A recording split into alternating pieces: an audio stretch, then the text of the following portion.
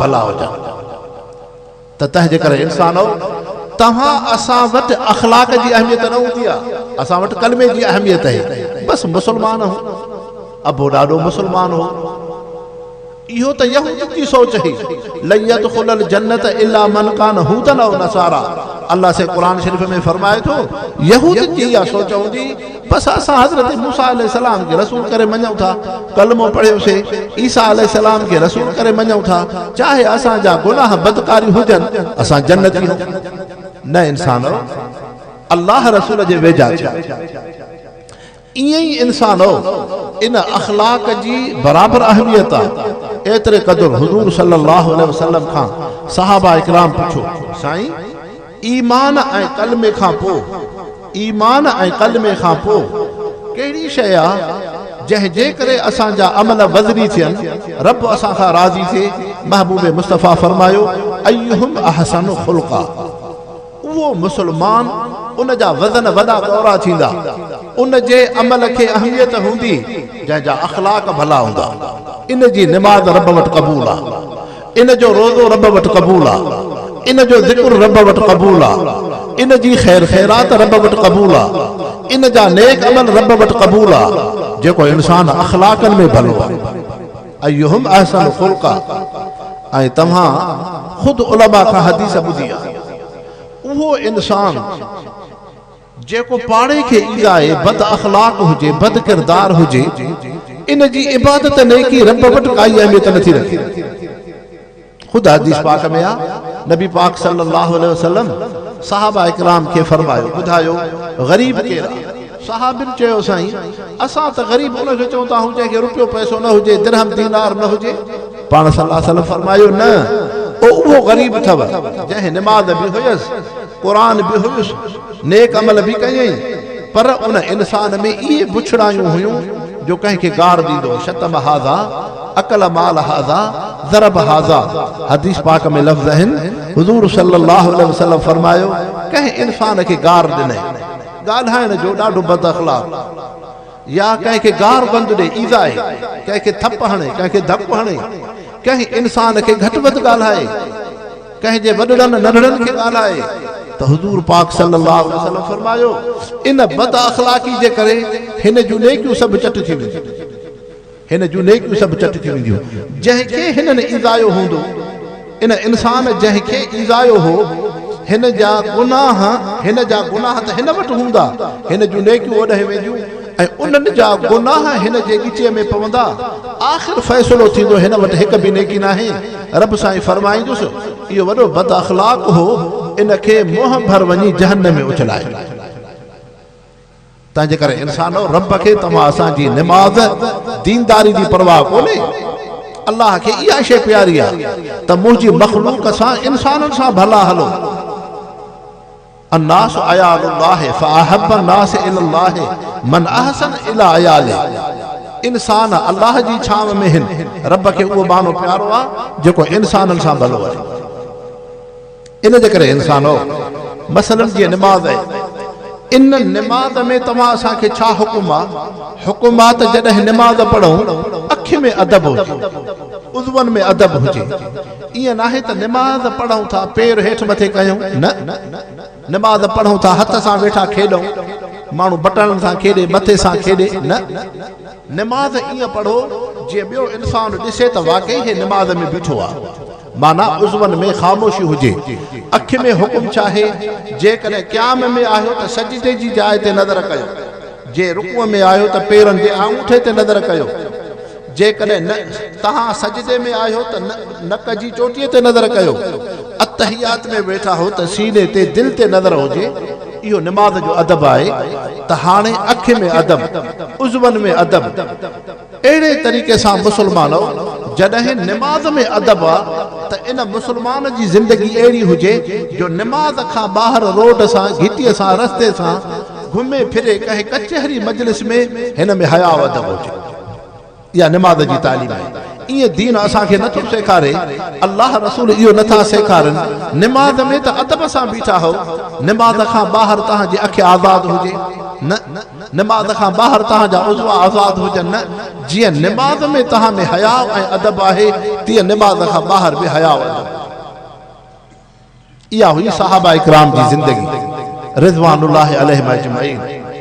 एडो हया एडो अदब जो कहीं शइ ते हुन जी नज़र नथी पए कहीं शइ ते उन्हनि जी नज़र न आहे एतिरो हया आहे एतिरो अदब आहे हज़रत अमर बिन आस रज़ियल्लाहु अन्हु हुज़ूर सल्लल्लाहु अलैहि वसल्लम जो सहाबी आहे मिस्र जो फातिह आहे ईसाइन जो इलाक़ो आहे उहे नौजवान औरतूं नियाणियूं जंहिंजे मथनि ते रओ पोती न हूंदो हो लेकिन हज़रत अमर बिन आस रज़ियल्लाहु अन्हु सहाबी ऐं उन्हीअ जी जमात उनजो लश्कर जॾहिं उन्हनि इलाक़नि खे फतह करनि त पंहिंजे मथे तां पटको लाहे करे उन्हीअ नियाणी जे मथे ते पोती रओ करे रखनि जीअं तव्हां पंहिंजे पीउ माउ जूं नियाणियूं आहियो तीअं असां सहाबियुनि जूं बि तव्हां नियाणियूं आहियो इहो हो इस्लाम इहो हो अखलाक इहो आहे दीन तव्हां असांजी तबियत अहिड़ी त कोन्हे असां इंसाननि जे मिज़ाज तबियत खे ॾिसी को गैर मुसलमान त न थींदो मुसलमान तंहिंजे करे हया अदब अहिड़े तरीक़े सां नमाज़ में हुकुम चाहे आजिज़ी आहे माण्हू क़याम में बीठो आहे कुझु निवड़त आहे रुकूअ में बीठो आहे कुझु निवड़त आहे पर जॾहिं पेशानी ज़मीन ते रखे थो बे इंतिहा हिन खे तवाज़ो ऐं आजिज़ी थी पई जो पंहिंजी पेशानी रब जे हुक्म ते मिटीअ ते रखे थो मुसल्ले ते रखे थो ज़मीन ते रखे थो पोइ जॾहिं हिन इंसान में एॾी आजिज़ी थी हाणे हुज़ूर पाक सल्लल्लाहु अलैहि वसल्लम फरमायो मन तवाज़ा लिल्लाहि रफ़अहु अल्लाह जेको निवड़त कंदो अल्लाह साईं उन खे बुलंद जेको निवड़त करे पाण खे घटि करे आजिज़ी करे तंहिंजे करे तव्हां हारी कुड़ बि माण्हू आहियो ॿाराड़ी जा पोइ जॾहिं भींडी पोखींदा हो कणक पोखींदा हो को ॿिज को फसल पोखींदा हो उनखे ज़मीन ते रखिबो आहे न भाउ उनखे ज़मीन ते रखिबो आहे पोइ इहो ॿिज पहिरियां गप थींदो आहे पंहिंजे वजूद खे ख़तमु कंदो आहे कणक जो दाणो गप थी वेंदो आहे भींडी जो ॿिज गप थी वेंदो आहे जेका बि शइ बेजारो तव्हां पोखियो था पहिरियां इहो गप ऐं गारो थी वेंदो आहे उन खां पोइ रब हिन खे साओ कंदो आहे इहो अल्लाह जा नेक सालिबान था फरमाइनि त मुसलमानो जेकॾहिं तव्हां असां चाहियूं था त क़ुरान जो रंग असांजे मथां अचे अल्लाह जे नमाज़ सजदे जो रंग असांजे मथां अचे अल्लाह जे ज़िक्र महबूब मुस्तफ़ा जी सुन्नत सीरत जो रंग असांजे मथां अचे माण्हू पाण खे घटि करे हज़रत साईं असांजा वॾा रहमतुल्लाह अलैह जॾहिं हज़रत अमरोटी साईं रहमतुल्लाह अलैह जन सफ़र कंदा जमात गॾु हुजे पोइ पंहिंजा हज़रत साईं हाले जी शरीफ़ वारा रहमतुल्लाह अलैह सभिनि जे पोयां हलनि त हज़रत अमरोटी साईं जन रहमतुल्लाह अलैह जन फरमायो त मौलाना हमादुल्लाह साहब तव्हां सॼी जमात जे पोयों छो आहियो चए साईं मां इन जे करे पोयां हूंदो आहियां त हज़रत साईं जन जेके हलनि था उन सां गॾु साईं जन जी जेका जमात आहे अल्लाह जा ज़ाकिर नेक सालिबाना इन्हनि जे पेरनि मां जेका मिट्टी ऐं दज़ उॾामे थी जेका मिट्टी दज़ उॾामे थी उहा मां हमादुल्लाह जे मुंहं में पई हज़रत साईं अमरोटी साईं जी जमात जे पेरनि मां जेका मिट्टी दज़ उॾामे थी उहा मुंहिंजे मुंहं में पए मन अल्लाह साईं उन नेक सालिबाननि जे उन मिट्टी ऐं दज़ जे करे रब हमादुल्लाह जे मथां रहम करे हाणे ॾिसो अॼु अल्लाह तुंहिंजो केॾो नालो रोशन कयो आहे तंहिंजे करे मन तवाज़ा लिल्लाहि रफ़अहु अल्लाह जेको निवड़त कंदो रब उनखे बुलंद कंदो हज़रत साईं मोहम्मद राशिद रोज़े धणी रहमहुल्लाह छा उन्हनि जो अल्लाह जा नेक सालिबाना ॼमंदे जाम जॾहिं ॼमिया हा रमज़ान शरीफ़ जो महीनो पोइ ॾींहं जो अमड़ जी थञ न पीअनि ॼण रोज़े सां आहिनि सांझी थिए जीअं माण्हू मुसलमान रोज़ो खोलींदा आहिनि उन खां पोइ अमड़ जी थञ पींदा हा इतां मशहूरु थिया साईं रोज़े वारो उन कुंबे ऐं मक़बरे जे करे रोज़े वारा न हुया ॼमंदे रोज़ेदार हुआ पोइ अल्लाह सां छा त तालुक़ हो जेके फ़कीर दरगाह ते एतिकाफ़ में विहारींदा हज़रत मोहम्मद राशिद साईं रहमतुल्लाह अलैह जेके फ़कीर दरगाह ते एतिकाफ़ में विहारनि पोइ जॾहिं ईद जी राति थिए जॾहिं फ़कीर जमात ॿाहिरि निकिरे हज़रत साईं मोहम्मद राशिद साईं पंहिंजे फ़क़ीरनि जे पेरनि ते हथ रखी फरमाईंदा हुआ मुंहिंजे लाइ दुआ घुरो, मुंहिंजे लाइ दुआ घुरो। फ़क़ीर चवनि साईं असां भिटकियल हुयासीं, गंदगी गुनाहनि में हुयासीं, तव्हांजी सोहबत में त असां इंसान थियाऊं, तव्हांजी सोहबत में त इंसान थियाऊं, तव्हांजी सोहबत में त रब जी सुञाण थी आहे, ऐं तव्हां असांजे पेरनि ते हथ रखी चओ था दुआ घुरो। असां तव्हांजी ख़िदमत में ईंदा आहियूं दुआ जे लाइ, तव्हां असांजा मुर्शिद मुरबी हो। त हज़रत साईं मोहम्मद राशिद साईं फरमाइनि, हज़रत उमर रज़ियल्लाहु अन्हु जॾहिं हुज़ूर पाक सल्लल्लाहु अलैहि वसल्लम खां उमिरे जी इजाज़त वरिती, साईं मूंखे इजाज़त ॾियो त मां उमिरो करे अचां। पाण सल्लल्लाहु अलैहि वसल्लम फरमायो, या अखी या उमर ला तनसीना फी दुआइक, ऐं उमर असांजा भाउ पंहिंजे नेक दुआउनि में मां मोहम्मद मुस्तफ़ा खे बि यादि कजां। पोइ जेकॾहिं हुज़ूर पाक सल्लल्लाहु अलैहि वसल्लम पंहिंजे मुरीद हज़रत उमर रज़ियल्लाहु अन्हु खे दुआउनि जे लाइ चवनि त मोहम्मद राशिद पंहिंजे फ़क़ीरनि जमात खे छो न चए? अॼु उन तवाज़ो आजिज़ी जो मक़ाम ॾिसो, उनजे ख़ानदान खे रब साईं छा त मक़ाम ॾिनो आहे। तंहिंजे करे मन तवाज़ा लिल्लाहि रफ़अहुल्लाह, त निमाज़ तव्हां असांखे आजिज़ी थी सेखारे। अहिड़े तरीक़े सां इंसान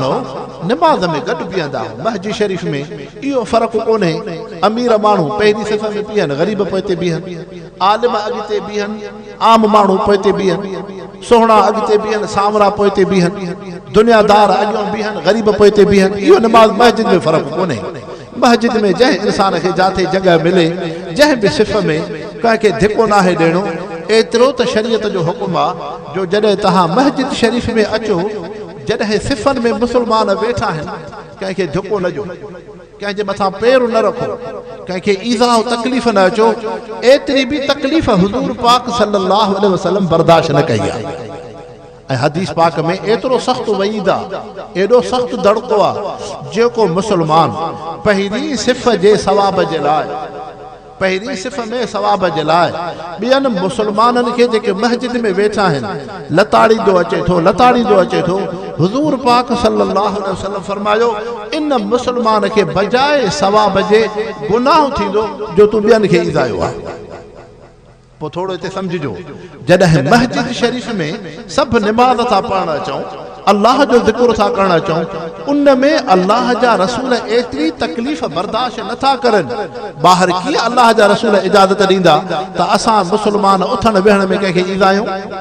न इंसान, इहा तव्हां असांजी कमी कोताही आहे, तव्हां असांजे मथां नफ़्स शैतान जो हमलो आहे। अल्लाह रसूल जो दीन वॾी रोशनाई आहे, वॾी रोशनाई आहे। कंहिं इंसान खे ईज़ाउ न ॾियो, कंहिंखे तकलीफ़ न ॾियो। तव्हां असांजा मुर्शिद मुरबी हुज़ूर पाक सल्लल्लाहु अलैहि वसल्लम, छा उन्हनि जी तालीम आहे? ज़ुल ख़ुवैसरा हिकिड़ो शख़्स आहे, पोढ़ो आहे, हुज़ूर सल्लल्लाहु अलैहि वसल्लम जी ख़िदमत में अचे थो, मुस्लमान नाहे, कलमो न पढ़ियो अथई, महजिद नबी में आयो महबूब मुस्तफ़ा सां मुलाक़ात जे लाइ, मुलाक़ात जे लाइ उनखे पेशाब जो ख़्यालु थियो। पाण सल्लल्लाहु अलैहि वसल्लम फरमायो, ॿाहिरि वञी पेशाब कर। उहो महजिद जे कंहिं हिसे में वेठो, पोड़ो, हुनखे ख़बर न हुई त को महजिद में पेशाब न कबो आहे, नओं माण्हू हो, अल्लाह जे घर जो हुनखे ख़बर कोन, त महजिद जे कंहिं पासे ॾांहुं वेही करे पेशाब पियो करे। त सहाबिन सबूरन उन इंसान पोड़े खे चयो, ख़बरदार, महजिद में तो पेशाब करे। त हुज़ूर पाक सल्लल्लाहु अलैहि वसल्लम सहाबा खे फरमायो, न चओ, इनखे न चओ, इनखे ख़बर ई कोन्हे महजिद शरीफ़ जी। उनखे फरमायो तूं भल पेशाब कर। उन पेशाब कयो। जॾहिं उथियो फारिग थियो त हुज़ूर पाक सल्लल्लाहु अलैहि वसल्लम सहाबीअ खे फरमायो, पाणीअ जो जिलो भरे मथो हारे छॾ, महजिद पाक थी वई। पोइ हिन खे प्यार मोहब्बत सां सम्झायो त हीउ अल्लाह जो घर आहे, इते थुक न उछलबी आहे, इते पेशाब न कबो आहे, महजिद अदब जी जाइ आहे। इन अख़लाक खे ॾिसी ज़ुल ख़ुवैसर कलमो पढ़ी मुस्लमान। अल्लाह जो नबी चवे था न, सहाबी खे चवे हणो त मोचड़ा, छो महजिद में पेशाब थो करे? तव्हां असां त ईअं हूं न। जेकॾहिं मां हिते तकरीर थो कयां, हिते को अची माण्हू मूंसां ॻाल्हाईंदो त उन सां उते ओड़ी महिल सख़्ती सां ॻाल्हाइबो न। इंसानो,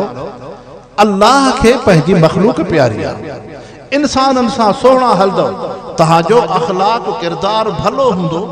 अहिड़ो इंसान जो अख़लाक किरदार हुजे, को इंसान भिक सां वेही सघे, मरण खां पोइ इंसान का तारीफ़ भी करे कोई ज़ुबान ते चङो लफ़्ज़ आणे त यार ॾाढो भलो इंसान हो ॻाल्हाईंदो सुहिणो हो पाड़े सां भलो हलंदो हो इंसाननि सां सुहिणो हलंदो हो वॾे नंढे जी हिन खे सुञाण हुई तंहिंजे करे इंसानो मुसावात ऐं बराबरी जी दीन में तालीम आहे पाण में बराबरी सां हलो हिक ॿिए खे इहो न ॾिसो जेके दुनिया में रुतबा आहिनि कंहिंखे पैसो आहे कंहिंखे सूंहं आहे कंहिंखे दुनिया जो उहिदो मनसब आहे इहे सभु दुनिया ताईं आहे हिकिड़ो शख़्सी नालो आहे मोहम्मद ताहिर हाजी नूर मोहम्मद साहब शख़्सी नालो आहे ईअं हिकिड़ो इंसान जेको नालो थींदो आहे कंहिं पार्टी जे करे कंहिं उहिदे मनसब जे करे इहे नाला सिर्फ़ु सुञाणक आहिनि लेकिन अल्लाह वटि उहो इंसान प्यारो आहे इन अक्रमकुम इंदल्लाहि अतक़ाकुम जंहिं इंसान खे अल्लाह जो ख़ौफ़ हुजे रब सां तालुक़ हुजे तंहिंजे करे इंसान हुज़ूर पाक सल्लल्लाहु अलैहि वसल्लम जी ख़िदमत में हिकिड़ो शख़्स अचे थो साईं मां मुसलमान त थियण थो चाहियां कलमो त पढ़ां पर मां में ज़िना जी आदत चोरीअ जी आदत शराब जी आदत साईं पोइ इहो कलमो ईमान कहिड़े कम जो समझो मुसलमानो सहाबा इकराम जी जमात साम्हूं वेठी आहे त नबी पाक सल्लल्लाहु अलैहि वसल्लम उन इंसान खे फरमायो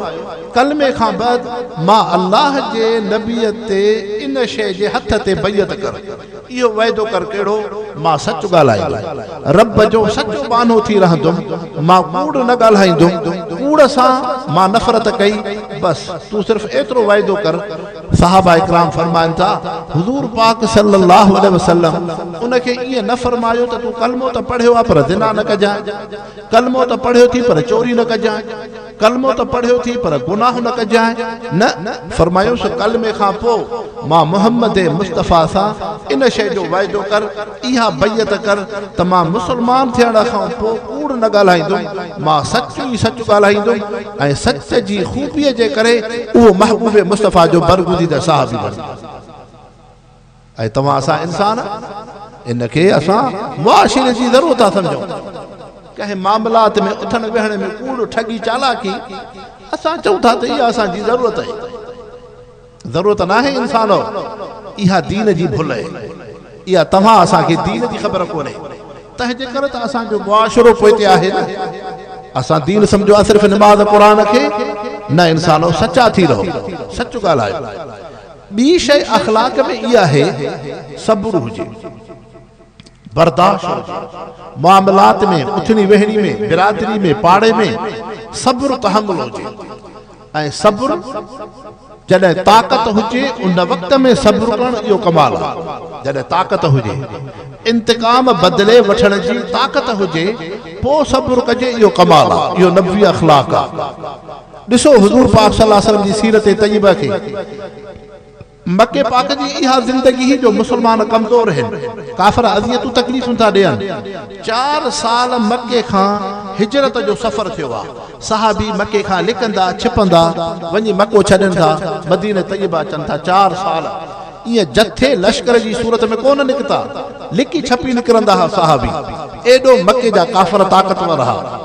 लेकिन जॾहिं मक्को फतह थियो अॻ में बदर जी जंगी लॻियूं ॿियूं जंगियूं लॻियूं पोइ हली मक्को पाक फतह थियो फतह मक्के जे मौक़े ते हुज़ूर पाक सल्लल्लाहु अलैहि वसल्लम जन फरमायो मक्के जे इंसाननि खे तव्हां मूं में छा था गुमान कयो चए साईं तव्हां में माफ़ करण जी ख़ूबी आहे तव्हां में रहम करण जी ख़ूबी आहे तव्हां में शफ़क़त जी ख़ूबी आहे तव्हां सुहिणा भलारा इंसान हो त महबूब मुस्तफ़ा फरमायो ला तसरीब अलैकुमुल यौम काई तव्हां ते मयार कोन्हे अॼु अल्लाह जो नबी सभे मक्के वारनि खे माफ़ थो करे उन मौक़े ते हज़रत वहशी रज़ियल्लाहु अन्हु जेको उहो शख़्स आहे जंहिं हज़रत हमज़ा अमीर हमज़ा रज़ियल्लाहु अन्हु खे शहीद कयो नेज़े सां उहो नेज़ो बि साण आहे नबी सल्लल्लाहु अलैहि वसल्लम जी ख़िदमत में आयो साईं मूंखे सुञाणियो था पाण सल्लल्लाहु अलैहि वसल्लम फरमायो न जैसे मां वहशी आहे फरमायो अच्छा वहशी तूं आहे चए साईं जे हज़रत हमज़ा रज़ियल्लाहु अन्हु सहाबीअ खे मुंहिंजे हथनि खां शहीद थियो पर अॼु मां पछतायां थो साईं मां बि कलमो पढ़ी थो सघां मां बि मुसलमान थी थो सघां हुज़ूर पाक सल्लल्लाहु अलैहि वसल्लम फरमायो भल कलमो पढ़ भल मुसलमान थी त वहशी अर्ज़ कयो साईं जेकॾहिं हज़रत अमीर हमज़ा रज़ियल्लाहु अन्हु क़यामत में रब जी बारगाह में अचनि ऐं अल्लाह साईं फरमाए हिन जो जेको कातिल आहे उहो बि अचे जंहिं हिन खे शहीद कयो हो पोइ मां रब जे आॾो कीअं बीहंदो मां जो साईं सिर्फ़ कुफ्र त कोन्हे माखां सिर्फ़ कुफ्र शिरक न थियो आहे माखां अवां जो चाचो प्यारो रिज़ाई भाउ हज़रत अमीर हमज़ा शहीद थियो आहे उन जे चेहरे अनवर जी मां बेहुरमती कई आहे साईं मां रब जे आॾो कीअं बीहंदो मांखे अल्लाह जो ख़ौफ़ थो थिए हुज़ूर पाक सल्लल्लाहु अलैहि वसल्लम फरमायो वहशी ईमान कलमो मामूली शइ नाहे तू कलमो पढ़ अल इस्लाम यहदम मा कान क़ब्ल तुंहिंजी ज़िंदगी जा सभु गुनाह माफ़ थी वेंदा हाणे जॾहिं कलमो पढ़े मुसलमान थिए त अर्ज़ु कयईं साईं मां तव्हांजी कचहरी में वेही सघां थो तव्हांजे मजलिस में पाण सल्लल्लाहु अलैहि वसल्लम फरमायो भल वे पर तोखे ॾिसण सां मूंखे चाचो यादि ईंदो इहे लफ़्ज़ न आहिनि त मूंखां बदुआ जो लफ़्ज़ निकिरंदो न अल्लाह जे नबीअ जो अख़लाक़ अहिड़ो न आहे अल्लाह जे नबीअ जी मिज़ाज तबियत तव्हां असां आम इंसाननि वांगुरु न हूंदी आहे त जेको मुखालिफ़ अचे उनखे माफ़ बि कयोसीं दरगुदर बि कयोसीं पोइ बि वरी तबियत ते उन जे लाइ को बुरो लफ़्ज़ निकिरे या आम इंसान जी तबियत हूंदी आहे अल्लाह जे रसूल पैगंबर जी तबियत इन खां मथे त पाण सल्लल्लाहु अलैहि वसल्लम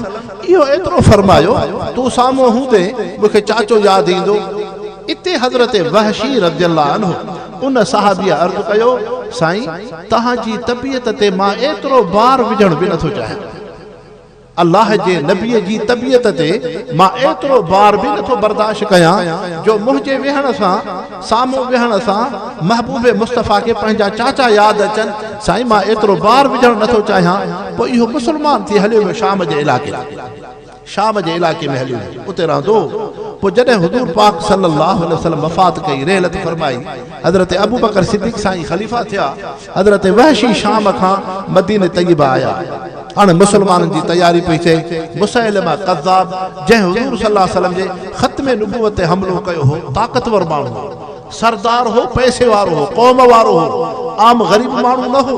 हिनखे दुनिया पैसो हो ऐं दुनिया इंसान खे मुतकबिर बणाईंदी आहे त मुसैलिमा जे जंग जे लाइ जॾहिं हज़रत अबू बकर सिद्दीक़ साईं सहाबा जी जमात मोकिली ख़ालिद बिन वलीद रज़ियल्लाहु अन्हु जी सिपह सालारी में हज़रत वहशी बि हलियो सहाबिन खां दुआऊं घुरायो सहाबिन खां मुंहिंजे लाइ दुआ घुरो त इन मुसैलिमा कज़्ज़ाब खे मां क़त्ल कयां पर उन नेज़े सां जंहिं नेज़े सां कुफर जी हालत में हज़रत अमीर हमज़ा शहीद थियो हो मां उन ई नेज़े सां मुसैलिमा मलून खे क़त्ल मां कयां ताकि रब मूंखे गुनाह जी माफ़ी ॾे जेको हज़रत अमीर हमज़ा जे शहादत जो मूंखे वाक़ियो थियो आहे मुंहिंजी तबियत ते उनजो वॾो बार आहे अल्लाह से मूंखे उन गुनाह जी माफ़ी तॾहिं ॾींदो जॾहिं हिन काफ़िर खे महबूब मुस्तफ़ा जे गुस्ताख़ खे मां क़त्ल कयां क़त्ल बि साॻे नेज़े सां कयां सहाबिन खां दुआऊं घुराए पाण दुआ घुरे पाण ख़ुदि सहाबी सॻोरो आहे मैदान उन यरमूक जी जंग में आयो मुसैलिमा के उन नेज़े सां क़त्ल करे सहाबा फरमाइन था मैदान जिहाद में हज़रत वहशी रज़ियल्लाहु अन्हु ट्रप पे ॾे ख़ुशीअ खां सहाबिन के फरमाए पियो काश के अॼु महबूब मुस्तफ़ा हुजनि हा अॼु अल्लाह जो नबी मूंखां ॾाढो राज़ी ऐं ख़ुशि थिए हा ऐं वहशी तूं मुंहिंजे उन गुस्ताख़ खे मुसैलिमा कज़्ज़ाब खे क़त्ल कयो आहे ऐं रब जीअं कुफ्र में मूंखां वॾे में वॾो गुनाह थियो हो हज़रत अमीर हमज़ा जी शहादत जो अल्लाह साईं अॼु इस्लाम में मुसलमान थियण खां पोइ मुसैलिमा कज़्ज़ाब गुस्ताखे रसूल मुंहिंजे हथनि सां क़त्ल थियो आहे रब इन शइ ते मां ॾाढो ख़ुशि आहियां हाणे ॾिसो इंसानो उहो हज़रत वहशी अल्लाह जो नबी उनखे माफ़ी थो ॾे माफ़ी जे करे ईमान कलमो थो नसीब थिए ऐं कहिड़े मक़ाम ते पहुचे थो मालूम थियो त सब्र तहम्मुल वॾी नेमत आहे बर्दाश्त सिखो असां इंसान थोड़े घणे ते कावड़ गुस्सो न हुज़ूर सल्लल्लाहु अलैहि वसल्लम फरमायो लैस शदीद बिसुरात वलाकिन शदीद अल्लज़ी यस्बिर इंदल गज़ब वो बहादुर कोने जो पंहिंजी कावड़ खे ज़ाहिर करे फरमायो बहादुर उहो आहे जेको पंहिंजी कावड़ खे खाए कावड़ खे खाई छॾे इहो बहादुर आहे तंहिंजे करे अल्लाह साईं तव्हां असांखे सुहिणा अख़लाक नसीब फरमाए जंहिं रब साईं ईमान क़ल्ब जी दौलत सां नवाज़ियो आहे जंहिं रब साईं क़ुरान सां निमाज़ सां ज़िक्र सां हुज़ूर पाक सल्लल्लाहु अलैहि वसल्लम जी अक़ीदत मोहब्बत में सभु हिकु जहिड़ा जहिड़ी आलमनि जी दिल में महबूब मुस्तफ़ा सां मोहब्बत आहे, अहिड़ी गुनाहगार मुसलमान जी दिल में भी महबूब मुस्तफ़ा सां मोहब्बत आहे।